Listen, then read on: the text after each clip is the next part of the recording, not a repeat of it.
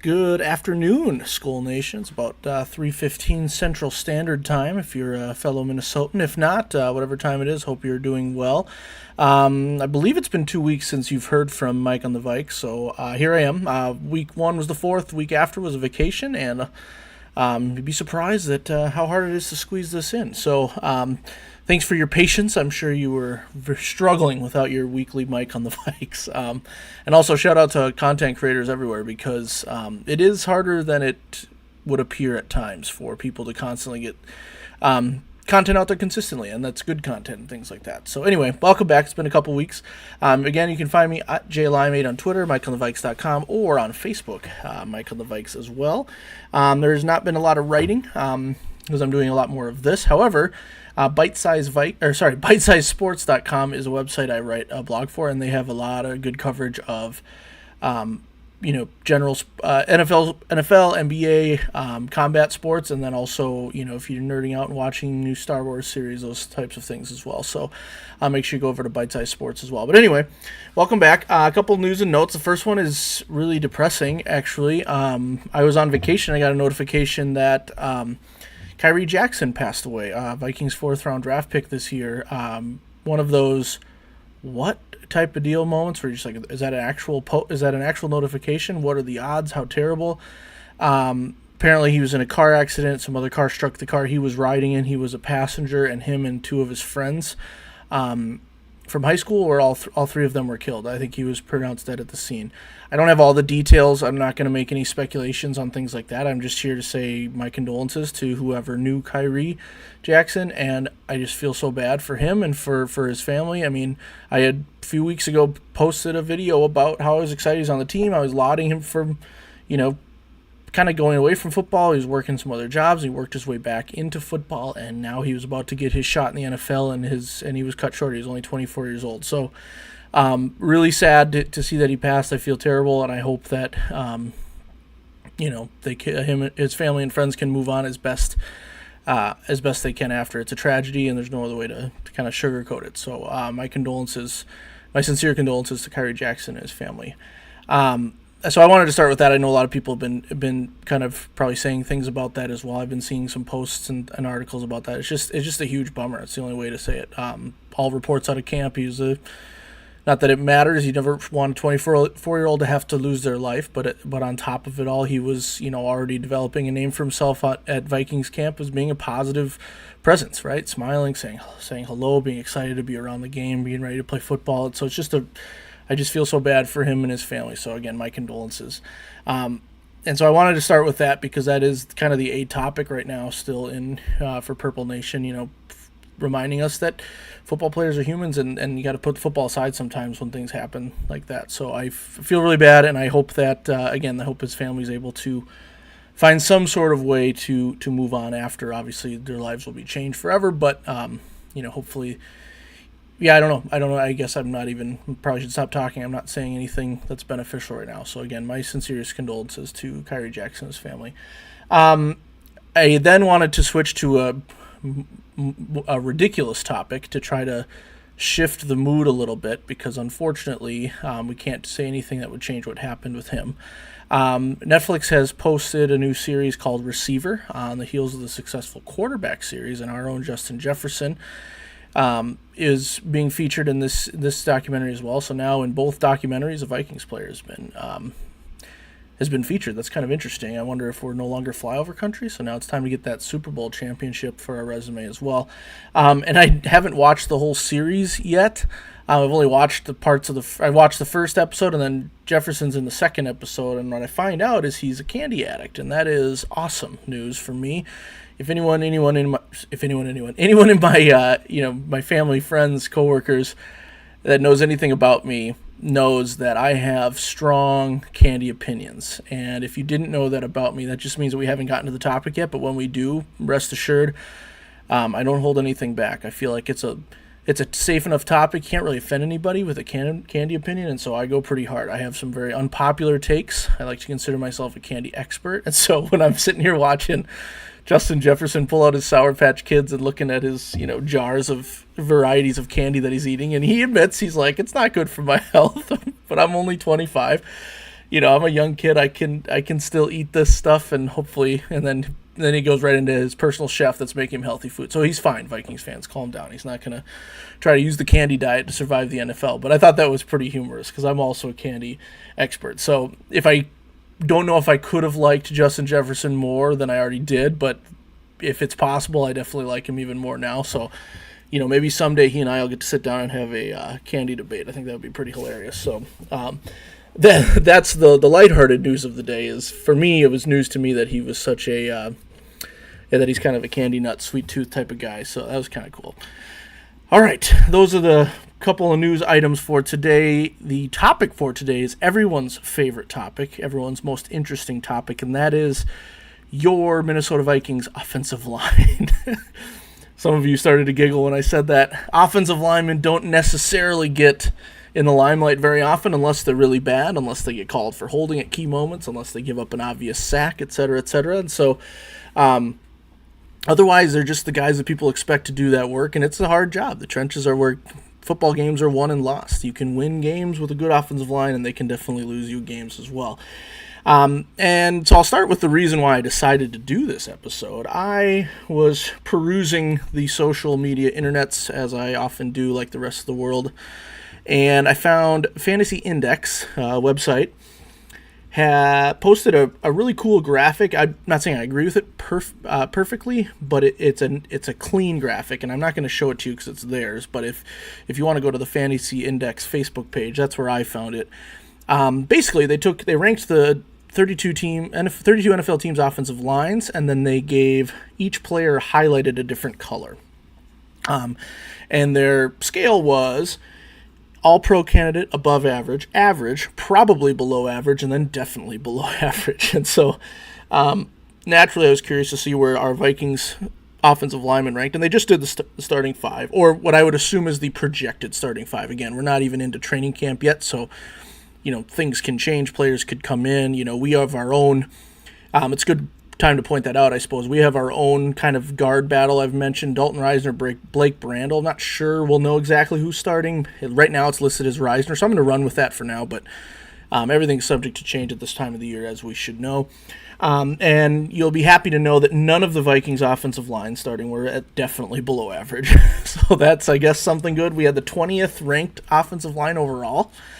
I think that's a little low, actually. However, when I was kind of looking into some things and getting some notes ready for what I was going to talk about today, I think 20 is almost kind of correct. I think we have enough to work on where we're not like a top 10 offensive line. I think we have a couple top 10 players who I'll talk about in a second.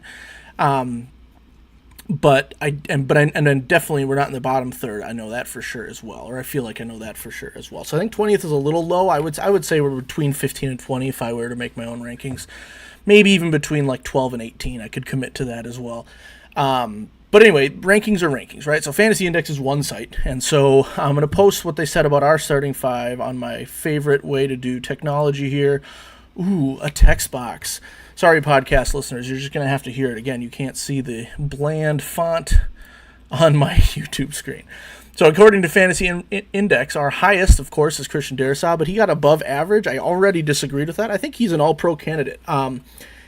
What I talk about today, notwithstanding, because I watched some film and he didn't impress me in his run blocking, and we'll talk about that in a little bit. But again, I still think that when he's healthy, he has all-pro candidate written all over him. I think that there's some things we could do to encourage that, and I think he does need to stay healthy to really ascend to that level. Dalton Reisner, our left guard, was listed as below average. I think that's fair, honestly. I think there's a reason why he was a late signee. All the things I referenced when I talked about when he was signed. He's a good pass blocker. He doesn't do much in the run game, so he's kind of a one-trick pony, etc. And there's got to be a reason why teams aren't fighting for his services. Offensive line depth is essential, and he was available for a long time. And so I don't know the full story there, but what I do know is I think below average has to be fair. Garrett Bradbury as average is perfectly fair. I've said this on this podcast. I've said this to other people. Garrett Bradbury is fine. He's not amazing, but he's not bad. I think if he was a little bit bigger, maybe a little bit quicker, I think there are some things he could do to really take the next step to being above average, but the fact of the matter is he's just a decent center. There's no reason to move off of him unless he somehow was commanding an egregious contract. But at the same time, he's not perfect, right? We have interior pressure issues in Minnesota. We've had them for years, and he's been a part of our team for years. So I think average is a fair ranking there. Ed Ingram being below average, I think sadly that's also fair. I think we drafted him with the idea that he could blossom into something above average. And I think as a run blocker, he could. I'm really starting to lose faith in him as an average to above average pass blocking guard, and so we'll talk about that. I'm going to kind of reference these things later on as well. And then Brian O'Neill was listed as average. I thought that was a little bit of a slight on Brian O'Neill. I think he's definitely at least in the above average discussion. Because our tackle duo has been really good. And so I saw this graphic that I'm not going to show you, but again, Fantasy Index Facebook is where I was looking at it, and it inspired me to do some discussions on the Vikings offensive line. So I'm going to go through kind of what I did. I looked at a little film from one game in particular, and then I'll tell you why I think it matters when we get to the end. And if you can hear my dog barking, I apologize. That's not something I can fix right now. So anyway, I think what I ended up doing was I looked at the Chicago Bears game in Minnesota during Week 12. It was a game we lost 12-10. Everyone hated watching that game. It was Monday Night Football, and it was simply it was really bad to watch because we had Justin Fields throwing no passes more than like 3 yards down the field, and we had a Vikings offense that was led by Josh Dobbs. We didn't have Justin Jefferson. We just could not do a thing. And so it was a kind of a poor game. But the trenches played a pretty significant role in this game. And the reason I chose to look at this game in particular is because the Bears are a divisional opponent, right? The Bears, we play them twice a year, so it's good to know how you stack up against your own division. Not to mention, the Bears' defense was really good last year, and I think projects to be even better this year. And so while they're not the best defense in the league, I think they definitely have a top 10 potential as a defense, and so you want to know how your team stacks up against the best. And the other reason I chose this game to kind of look in depth at is because it was a game where all five of our projected offensive line starters played 100% of the offensive snaps. It was just as I have it listed up there. It was from left to right tackle to left tackle to right tackle. We had Christian Darrisaw, Dalton Reisner, Garrett Bradbury, Ed Ingram, and Brian O'Neill. And so they all five played together. It was against a divisional opponent who we'll see twice this year, and it's a good defense to kind of test your mettle against, so to speak. So I looked at this game, and honestly, it wasn't anything super alarming or super shocking or surprising. I think the tape backed up the PFF grades, because that's what I did. I watched the All-22 of the Bears-Vikings Week 12 matchup, and then I looked at kind of the PFF grades for each player, and everything kind of followed the pattern or the trend of what we kind of know about these guys right now, right? And Dalton Reisner, for example, had the worst run blocking grade according to PFF in this game, but he was better than Ed Ingram and Brian O'Neill in the pass blocking game, the pass protection game. And that's one of the things we've talked about on this podcast, right? Reisner is a consistently decent pass blocker. He doesn't offer as much in the run game, and so that's something that we have to be factoring in as we go into this season. And again, it's not just me that said that. In fact, a lot of the stuff that I say is based off of what I hear from other people and combining it with my own eye test to make sure that what I'm saying doesn't sound completely outlandish. And so, if we looked at all the grades for that game, the best pass blocking grade, of course, was Christian Darrisaw, followed by Dalton Reisner. So Darrisaw had a 72.6, Reisner had a 69, Bradbury had 66.9, and then what we know about Ed Ingram, he was a 55.9, and then Brian O'Neill actually was the worst of the offensive linemen in pass blocking, according to PFF, with 44.7. Again, by the way, I'm not going to sit here and say that PFF grades are everything and that they're perfect, but when they back up what you're seeing on the field, you can kind of see some of the things that make sense about it, so I hope that makes sense. I'm not going to say that we're just going to look at PFF grades from here on out. But I thought that was interesting. And then from a run blocking standpoint, like I mentioned, it was kind of reversed, right? So Brian O'Neill led the way, 82.3 run blocking grade. Garrett Bradbury and Josh Oliver, by the way, who I'll mention later, had second was 75, and Ingram 69.9, and then the run blocking grade for Darrisaw was way down at 55, and Reisner was at 40.3. And so what I kind of pulled from this, it's like, and again, I'm not breaking any news. I'm kind of just doing an assessment here of our offensive line or our projected starters because I'm a little worried, and I'll talk about that later going into the season. But it's almost like the left side of our line is our pass protecting offensive lineman, and the right side of our line is our run blocking. And that would be great if we could somehow only run to the right side and only pass, quote unquote, to the left side. But we can't. You need the whole unit to be a part of your offense. You need the whole unit to be doing things that make sense. And so when I looked at the All-22, some of the highlights, again, everything kind of backed up what the grades have said and what people have been saying online. There were some reps where Darrisaw and Reisner looked real rough. Slow off the ball somehow, even though they know the snap count. Darrisaw gets beat to points at various times, which is weird. Again, I said he's an all-pro candidate, so I don't know if it was injury. I don't know if it was scheme. I don't know if it was, random lack of effort on random plays, things like that. But there were some reps where he didn't quite get where he needed to go. Dalton Reisner, you can see he's always looking for someone to block, but he almost looks a little bit too much. And there was one where he didn't have someone right over him, and so he immediately goes to the second level. But if he doesn't get the right guy, it's kind of weird. And so there were some reps that just didn't go very well. Again, from my standpoint. Again, I'm not saying here. I'm saying I'm an expert on run blocking or anything, or running pass blocking or anything like that. And you also have to factor in scheme. There were some times where the play was just a better play call on defense. There was one play where the run went outside of the right tackle, and you have C.J. Ham trying to block 3 Chicago Bears defenders who are untouched. And so I don't think that many guys missed their read on that play. I think that's just a play call that was just better for the Bears in that sense than it was for the Vikings. And so make sure I wanted to, as I was watching this too, these are some of my notes. I was like, I want to make sure I factor that in, right? Another thing to factor in, this was a Josh Dobbs-led offense with Justin Jefferson out. And so if you're the Bears scheming for us, when your best receiver is rookie Jordan Addison and your quarterback is a known scrambler like Josh Dobbs, you can account for that. And it was pretty apparent in this game. Again, if you forgot which game I'm talking about, this is Week 12, home against the Bears, the 12-10 loss on Monday Night Football. The Bears had time to scheme for Dobbs, and it looked like their defense was ready and our offense didn't have what it took to overcome that. And so again, just things I was writing down to make sure I didn't completely dismantle our offensive line, because it didn't look good at times, but I don't think we were as bad as some of these things would suggest. But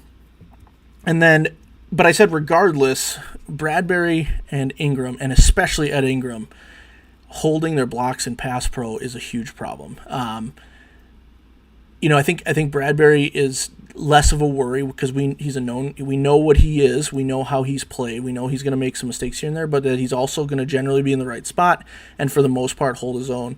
Ed Ingram is still a worry for me in pass protection. He seems to always be losing the rep, and so he's big enough to be in the way, but it feels like at times it's only a matter of time and a very short amount of time before his guy is going to get to the quarterback. And so,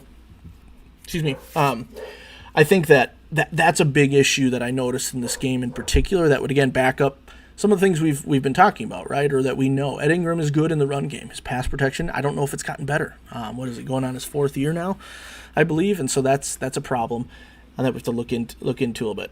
Other notes I had, we actually looked pretty good running up the middle. Our runs in between the tackles I thought were pretty effective, especially when we had 12 personnel. When we had Hawkinson and Josh Oliver on the field. There's one player in particular where they move to one side. They both get set up on the other side before the cadence starts, and I think Ty Chandler had like a 6, 7, 8-yard run on that play. It just felt smooth. It felt like we were ready to push the pile forward.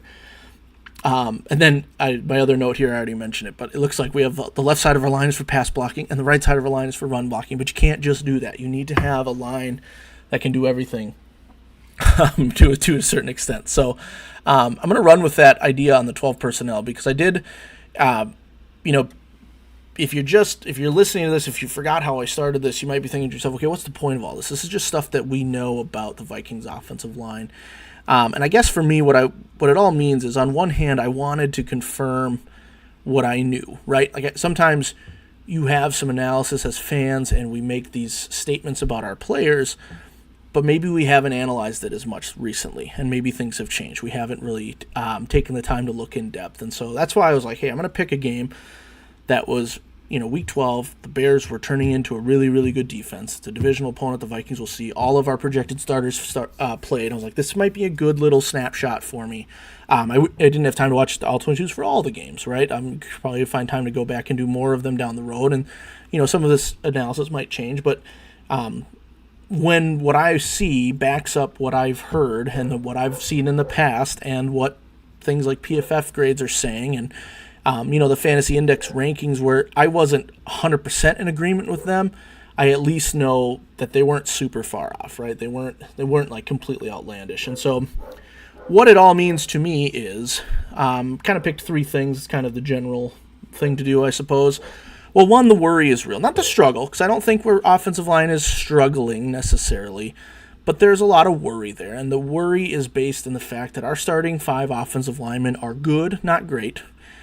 And you can see number 2, their depth is good, and our depth is good, not great. And so, we've seen what happens in the past when you have a significant Darrisaw injury, or just in general, we're not as elite as we might need to be. You've heard me say before, you've probably read some things I said about our running game has to be better this year. And the worry for me, in addition to the injury factor, is I don't know if we have enough to keep this running game moving forward. We need to run the ball more. I don't care if it's not pretty all the time. I don't care if we have some 3 and outs because we're trying to run too much. I think we need to run the ball more.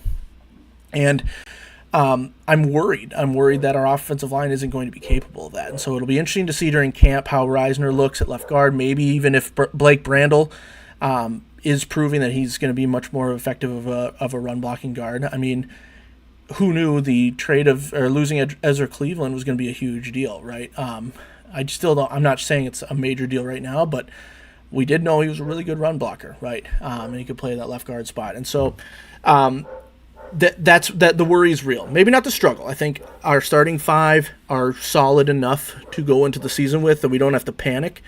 But I think the worry is real for how effective we can be, especially in the run blocking game. Pass blocking game, the worry is real in terms of this interior pressure. We're going to have to throw 45 quick passes to get the ball off before our quarterbacks get sacked because Ingram gets beat every play. I don't know. That's the worry. The depth I do think is good. I mean, we still have David Quesenberry, Blake Brandel, I've said a few times already, coming back from last year.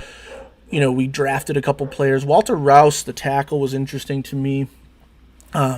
He played almost exclusively left tackle. I think he had 1 snap in the past 3 years at a different part of the offensive line. And so, if we're hoping for versatility out of him, we're not going to get it. But what it does appear is that Walter Rouse could slot in as the guy that does help us in the event of a Darrisaw injury, right? Can Walter Rouse come in and give us decent left tackle play for 4 weeks, something like that, right? His footwork's pretty slow. He's not necessarily going to be an elite starter in the NFL at left tackle at any given time, but I think he can offer us some depth. And so I feel okay about our depth. I just think our starting ceiling is a little bit lower, partially due to because now we know what these guys are, right? And since we're essentially running it back with these 5, at least at the moment, again, training camp, someone could rise to the crop. Michael Juergens, the center rookie we drafted, right? Levi Jake Rodriguez, like, who knows who could step in and all of a sudden, change it up a little bit. But if this is who we're running it back with, again, it's all good, not great, right? It's good, it's not great. And so that's something to look into and be, as a fan, we like to figure out, well, what are we watching for in the preseason? I don't like the preseason. I think I get too attached to players. I think I mentioned this before. I get too attached to players who don't make the team. It never means anything, so who knows what you can really take from it. But one thing I will be looking at is, comments on the website, highlights of the website, things about certain offensive linemen maybe getting some notoriety, maybe rising up the ranks. We'll see. Because right now, CBSSports.com has our depth chart as those same 5 offensive linemen started the Week 12 game against the Bears I've been referencing. You have Walter Rouse, initially, and Quessenberry as backup tackles. You have Dan Feeney, who we brought in as backup center, followed by Michael Juergens. And then you have, Blake Brandel, who I mentioned, and things like that, and some other guys as well. And so the depth, I think, is good, not great. And it could be better, sure, but I don't know what our options are right now. We'd have to double-check who's still available. And then the last thing up here in terms of what does it all mean is scheme, baby, scheme. So, by the way, if you're listening on the podcast, I didn't differentiate those first 2 points. First thing that it all means is that the worry's real. Second one, I did have depth is good. I feel like our depth is okay. It's good. It's decent. How many times can I say that? It just doesn't feel exciting, but I don't feel panicked about it, if that makes sense. And then the third thing about what it all means is scheme, baby. Oh, and more 12 personnel. So what that means is I really think that this is going to be a trying year for Kevin O'Connell. I think that if this offense is successful, I think we can put him on the lists of maybe not coach of the year. That's a little bit extreme. But I do think he's going to need to scheme his A game throughout the whole season, right? Last year, I'm going to give him kind of a pass because he had some moments of brilliance with Josh Dobbs, obviously the Atlanta game, no prep, and somehow he called the perfect game with Josh Dobbs, right? But then, we beat the Raiders 3-0. We lose to the Bears 12-10. But he had backup quarterbacks, right? And so I'm saying I'm going to give him a little bit of a pass on that. Like, that's a lot to have to deal with your second year as a coach. And so not going to hold it against him, but this year I think if we have consistency at quarterback, right, if our starter stays healthy, whether it's Darnold or McCarthy, we can't have games where we try to win 3-0. We can't lose to the Bears 12-10 in a game where their offense was really just boring, right? You have to be able to put up points. And so what does it all mean? He needs to use his offensive line in the right scheme, right? We need to run up the middle more, right? We need to put our guys in better situations. For example, I want to see a lot more bootlegs out to the left, right? Because, again, like I said, you can't just run to the right. And so how do you disguise that? How do you make it seem like we're doing that when it's been happening and then you swing out Darnold or McCarthy off to the left, right? I want to see some of those types of things. And then 12 personnel, I really like when I see Oliver and Hockenson on the field at the same time, because you still have Addison and Justin Jefferson, and we're assuming Jordan Addison's taking the next step. So you have the best receiver, and then you have one who could potentially be elite in the next year or two. You don't need to necessarily always have 3 receivers out there, especially when TJ Hockenson is one of the best receiving tight ends in the game. And you brought Josh Oliver in last year to be a blocker. And so if our offensive line needs that extra body in there, right, needs that extra body for a good combo block, like do that. Get him on the field. Do that more consistently to create some holes for Ty Chandler. And then again, part of the scheme too hopefully could be if you're running up the middle, it's not going to be exciting. Yeah, you might get 4 or 5 yards here and there. But if you can do that consistently, I know Mike on the Vikes here is going to be very happy about that, right? And that's going to help quell my fear, my worry about this offensive line. But anyway, I hope that all made sense. Again, this is how we plan Mike on the Vikes. It's whatever gets me whatever piques my interest at any given time. And that offensive line ranking was pretty curious. So I'd say definitely go check that out. I don't know anybody at Fantasy Index, by the way. I'm not trying to plug their site or anything, but it's a nice graphic, and I think it's generally pretty accurate, or at least with sound analysis. And so I think the Vikings were a little bit underrated, but also probably fair when I really think about it. So anyway, if we are indeed running it back with these 5 guys, Christian Darrisaw, Dalton Reisner, Garrett Bradbury, Ed Ingram, and Brian O'Neill, we are looking at a very average offensive line, and so we need to scheme that in the best way possible, Kevin O'Connell,